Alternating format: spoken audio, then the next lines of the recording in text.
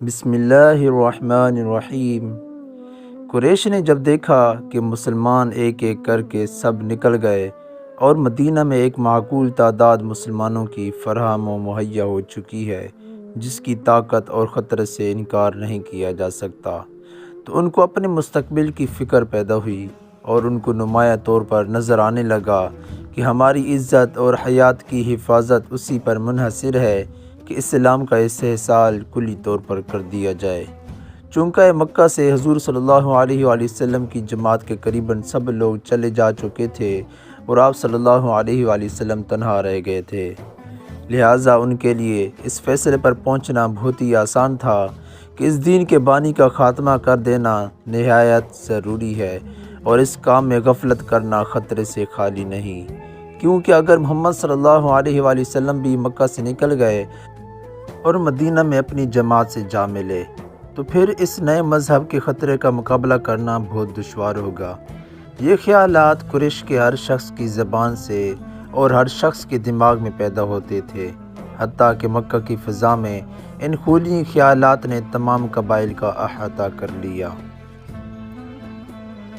بالآخر ماہ صفر کی آخری تاریخوں میں نبوت کے 14ویں سال بنو ہاشم کے سوا تمام قبائل قریش کے بڑے بڑے سردار دارالندوہ میں اس مسئلے پر غور کرنے کے لیے جمع ہوئے۔ اس اجلاس میں قریش کے مشہور اور قابل تذکرہ سردار یہ تھے: ابو جہل بن ہشام، امیہ بن خلف، حکیم بن حزام، نضر بن حارث، عقبہ، شیبہ پسران، ربیعہ، ابو سفیان بن حرب، حارث بن عامر۔ ان قابل تذکرہ لوگوں کے علاوہ اور بھی بہت سے سردار اس مجلس میں شریک تھے۔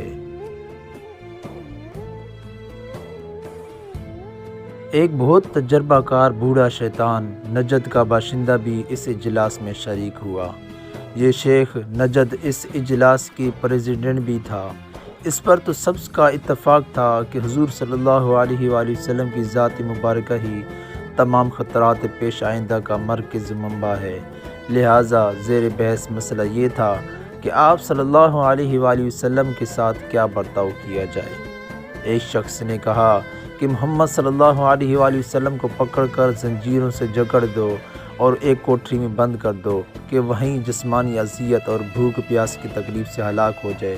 شیخ نجدی نے کہا کہ یہ رائے اچھی نہیں، کیونکہ اس کے رشتہ دار اور پڑوسی اس کو چھڑانے کی کوشش کریں گے اور فساد بڑھ جائے گا۔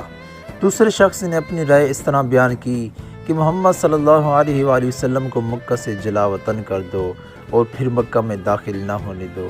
اس رائے کو بھی شیخ نجدی نے یہ دلائل رد کر دیے۔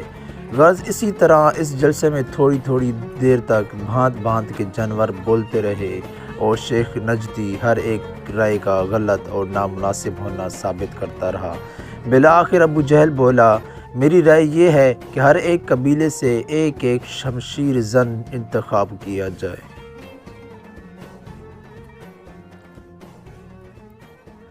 یہ تمام لوگ بیک وقت چاروں طرف سے محمد صلی اللہ علیہ وآلہ وسلم پر گھیر کر ایک ساتھ وار کریں۔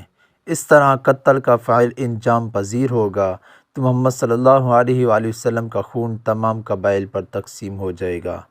بنو ہاشم تمام قبائل قریش کا مقابلہ نہیں کر سکتے، لہٰذا وہ بجائے قصاص کے دید قبول کریں گے اور دید بڑی آسانی سے سب مل کر ادا کر دیں گے۔ ابو جہل کی اس رائے کو شیخ نجدی نے بہت پسند کیا اور تمام جلسہ نے اتفاق رائے سے اس ریزولوشن کو پاس کیا۔ ادھر دارالندوہ میں یہ مشورہ ہو رہا تھا، ادھر حضور صلی اللہ علیہ وآلہ وسلم کو اللہ تعالیٰ نے بذریعہ وحی کفار کے تمام مشوروں کی اطلاع دی اور ہجرت کا حکم نازل فرما دیا۔